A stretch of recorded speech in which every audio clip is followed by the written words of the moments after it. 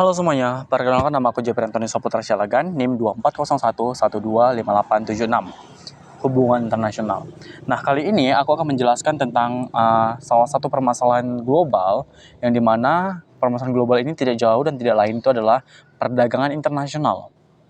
Nah, pada perdagangan internasional ini, yaitu diatur oleh salah satu organisasi besar dunia yang sering disebut sebagai WTO atau World Trade Organization atau organisasi perdagangan internasional.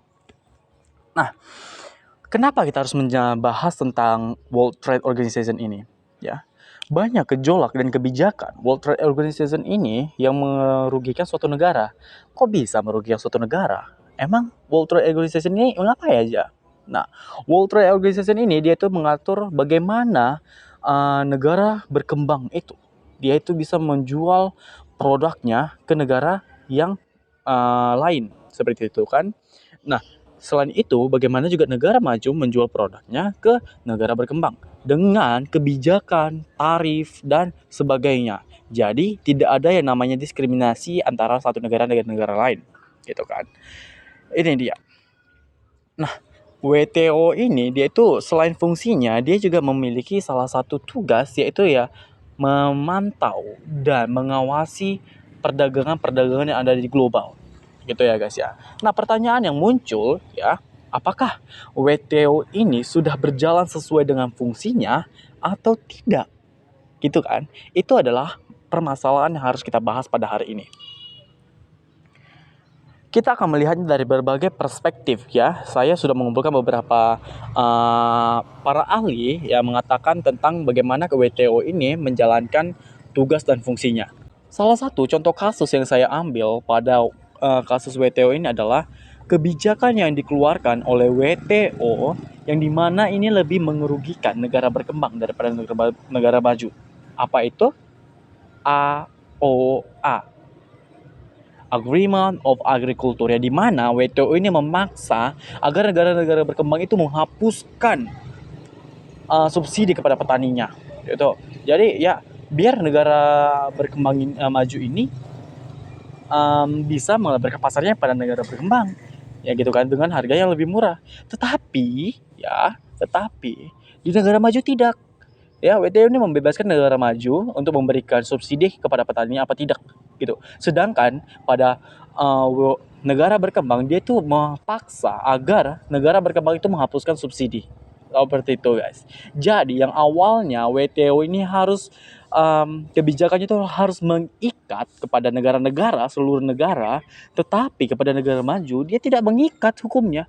Hanya kepada negara berkembang saja mengikat.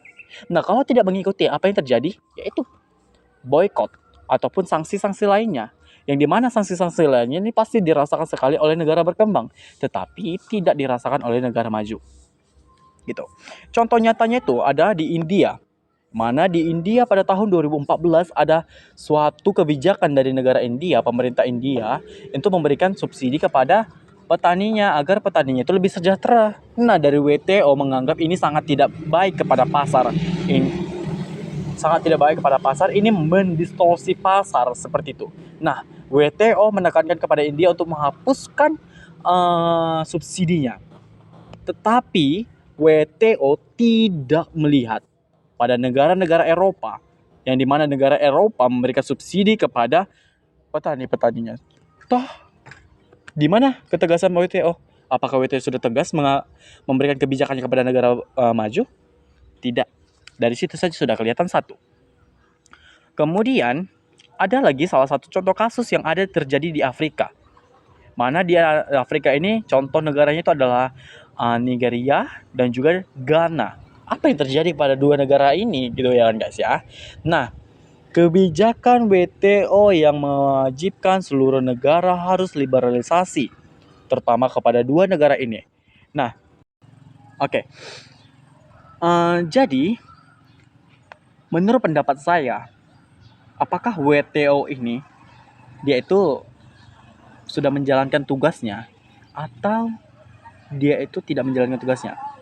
Di mana apakah WTO ini dia itu menguntungkan negara berkembang atau tidak, gitu kan. Nah, kalau saya ini tidak menguntungkan negara berkembang karena walaupun sudah membuat suatu kebijakan yang sangat luar biasa, sangat otentik, yang sangat keren sekali, yang dianggap sangat keren sekali, ternyata itu adalah akal-akalan dari negara maju untuk ya negara maju ini bebas gitu guys, melakukan perdagangan kepada negara berkembang dengan harga yang relatif ya menguntungkan kepada negara berkembang, sedangkan negara berkembang itu dirugikan. Karena apa? Kebijakan yang dikeluarkan WTO ini cenderung memberikan pembatasan kepada negara berkembang. Dan apa sih yang harus dilakukan WTO ini agar dia sesuai dengan fungsinya?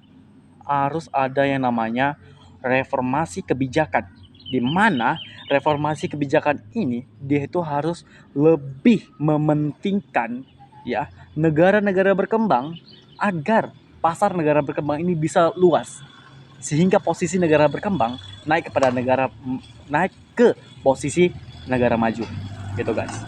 Nah, pendapat teman-teman semuanya, apakah WTO ini masih relevan kepada negara berkembang atau malah tidak relevan sama sekali? Dan bagaimana sih seharusnya WTO ini bertindak? Tulis dalam kolom komentar. See you untuk pembahasan konten-konten menarik selanjutnya. Bye-bye.